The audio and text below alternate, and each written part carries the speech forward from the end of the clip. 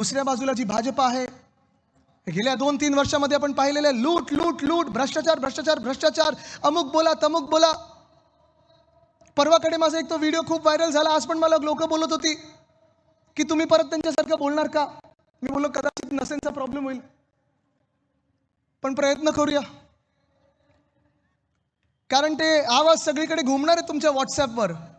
एकच विषय घेतात कुठे गेलो की आमची मुंबईमध्ये सत्ता येणार आणि सत्ता आल्यानंतर मोदी साहेब आम्ही गुंडांना काढणार, गेटच्या बाहेर नेणार, आम्ही हात. काय चाललंय हो, कशासाठी हे सगळं. मुख्यमंत्री महोदय, तुम्ही मुख्यमंत्री 7 वर्ष या राज्यात आहात, हे विसरू नका.